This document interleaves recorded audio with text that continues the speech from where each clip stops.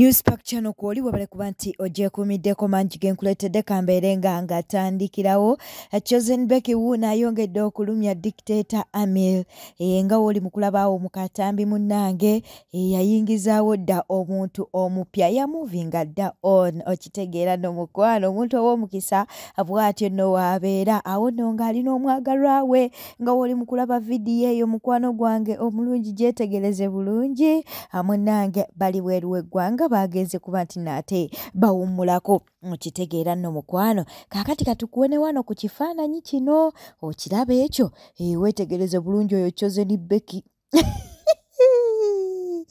twakugamba nti no ffenno tugakuwanga ate bwe tugafuna Chosen Becky omulaba munnange ng'alina omwagalwa we okitegeera nno kale nno mutwegatteko tubeere nga ate tubayozaayoza Chosen Becky bino teyabikoleranga nnyo dictator Amir naye munnange eno laavu ye erabika yongejja kubeera nga eraalira ddala kale katubeere nga ate tweyongerayo bwe tweyongerayo munnange Dr. Kuluthum avuddeyo n'abaako byayogera agambye nti bwe yavaayo n'ateekayo ekiwandiiko ekyokwawukana n'omwami we Akram teyabagambako mubeere nga muvuma mwami we agambye nti lwaki mwavaayo ne mubeera nga muvuma omwami we katubeere nga tukuwa akatambi kano bangi bavudde bagamba nti Dr.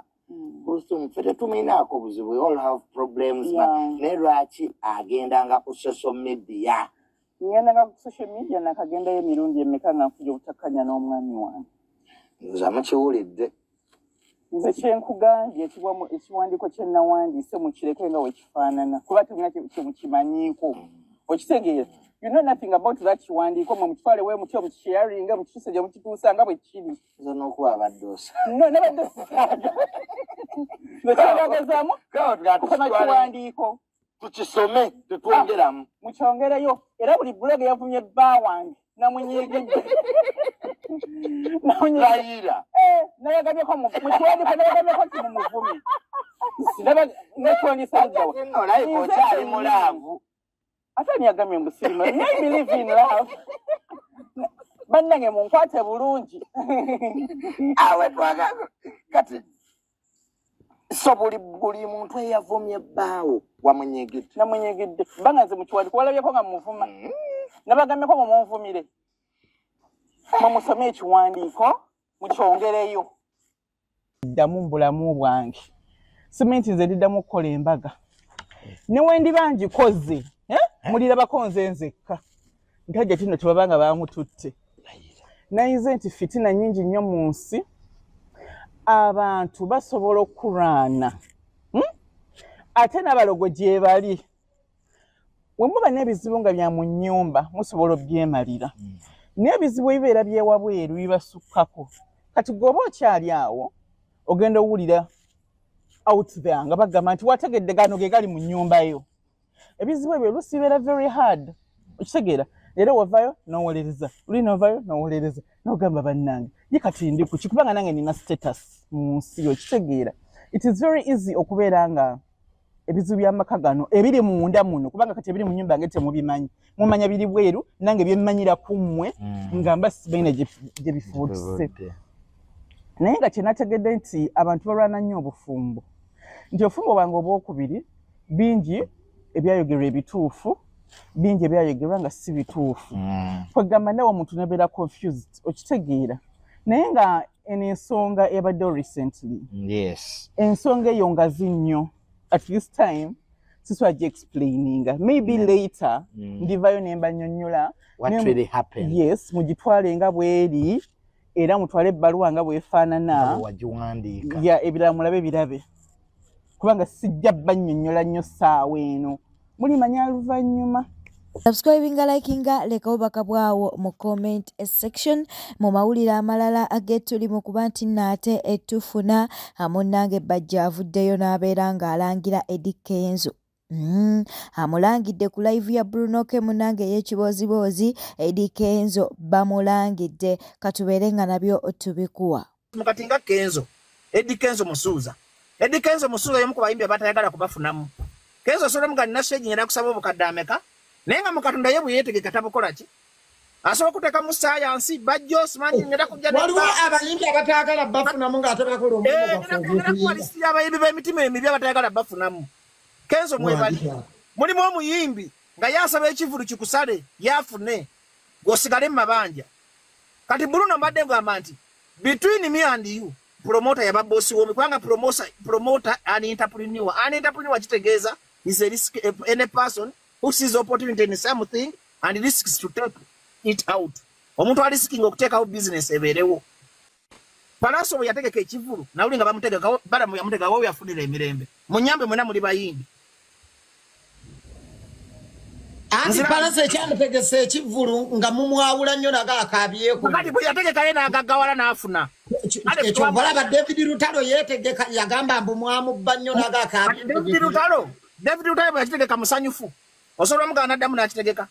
Era abayimbi bangi kati beetegeka bagamba baako okubabba. Omanyi waliwo n'ekintu nedda kamalayo point yange teri muyimbi Sitasa Mayanja wamulabye Sitasa Mayanja wamulabye nesebo kati Sitasa Mayanja yayinza okubulya obuzibu obuli mu kizibu. Omuyimbi nga Sitasa Mayanja bw'ategeka ekivulu sente ze bamuwa abantu sekinnoomu emmeeza ze lwaki oba oziringiriza. Tedi promoter ate kati paso tomanyi bya kopna gayo gomanyi bya masabu kati bino tuli mu corporate world buza epasi omuyimbi yeyetundire meza promoter amwako bu percentage wabaya gadde kanyagala okendeze ndowooza ya lubaale wano pazo tulizoninge mu abantu bayige ezebe kubensa so jabuza dabuza bibuzo nga biri mu standard yo pazo bino si bya kukyusa malobozi namba waliwo promoter wanzo omuyimbi bwategeka ekibuzo ku Serena omuyimbi bwategeka ekivulu ku Serena Serena yo neba yange omutegesi otegede bulungi katukanya bukanya nengamba Bruno K okulaba nga afuna mu kivulu kamutekemu mulalo mwoyo ka percentage ba 20 oba 10 oba meka oba 30 nete kigamba nti emeza ziba za muyimbi nezino other money other income zona ziba za muyimbi ne kuba sponsor ebisere ebisinga tugamba nti M10 wetu wa milioni 10 pazo twala ko milioni ameka asatu zintwala ko nsambu kubanga nsemba atate mu sente andi pazo bambe bakonge yasoma mukwano Nanjira mbanda bo yawudde nnyo weka kotegere pazo yategeka enkudi twatwa. Oluvannyuma lw'ekiwandiiko okufuluma nga balaga nti no Alex Luwemba munnange alina ekibiina ekimu kye yeegasseeko avuddeyo n'atabuka era n'agamba nti abanuupu be bali mu kukola bino bw'atyo bw'avuddeyo n'abeera nga agamba akatambi kaakano. Banenda vaayo ne mbagamba sirina political party yonna gye nnyinza kujoyininga mu kaseera kano. Nasalawo kurunninga independent mukaruke kawempe era ne kano mwende 226 ekirala nakwasiba obuvunanyizibwa bw'okulaba nti nkulembera bannange ba independents bonna mu ggwanga Uganda oba oli kuba president oba oli kuba kaba parliament oba oli kansala oba oli kabavubuka nze president wo eriyo nno bekinyiiza Luwemba okubeera president genda weetuge naye amawulire ago akagundi ako kenda byako bambi sikatuufu abaddi esi balinaako buzibu n'ebibiina ebirala naye abantu abakola kino abano si baddi ebe bakoze kino because they know si belonging ku pate yaabwe abakola kino ba NUP be bakola bino bagezaako kulaba nti bannafuya naye Luwemba still strong. Abuse Mr. Museveni, you can abuse John Oyo Kaguta Museveni the whole day netajja kukijja mujjako. We need to learn. Ani gwe tudiringa naye. He's a soldier. Aina amagye kati tukoze tutyo kupenetrating amagye gano. Tugende mu kalunga tupenetrating za amagye. Nemwe ekyamagezi ennyo ku kye mukola is to abuse people. Is to abuse people. Institutions zonna zonna tuzikubye tuzimalawo. We are abusing institutions tuzimalawo. Tuzikubye tuzimalawo. Twenganga Bwakabaka bwa Buganda naye nga ffe baani abandivumye Kabaka. Ffe baani. Who are you to abuse His Highness?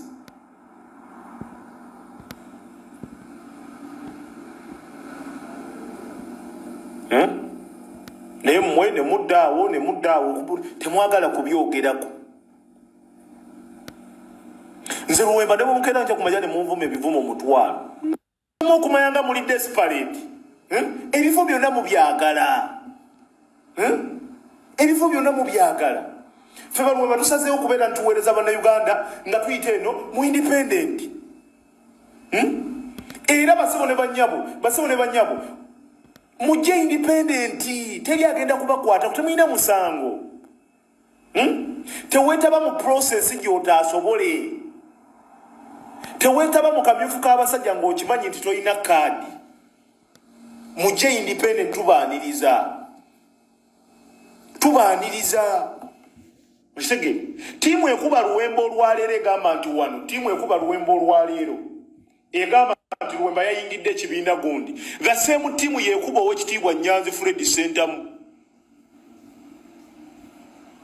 tiimu yeemu yeekuba Nyanzi Fred Sentamu okumufulumya Nyanzi saawa yonna bamufulumya kubanga Nyanzi najja wano ne mbagamba ow'ekitiibwa Nyanzi kaadi ye agirina emitwetwe naye kati we twogerera kaadi y'owekitiibwa Nyanzi eya Kawempe South agirengerako efuluma geeti ye efuluma kaadi efuluma ewaka wa Nyanzi efuluma kubanga bamukuba Nyanzi bamukuba. Wuma Lukisekka avuddeyo n'abotola ebyama agambye nti nno Nyanzi chairman Nyanzi kw'ossa ne mukyala we busaawa yonna bagenda kubeera ng'ate bakola pate eyaabwe oba nga bakola ekibiina ekyabwe katubeere nga tubiko oyinza okugamba nti tuli mu kuwanda bigambo.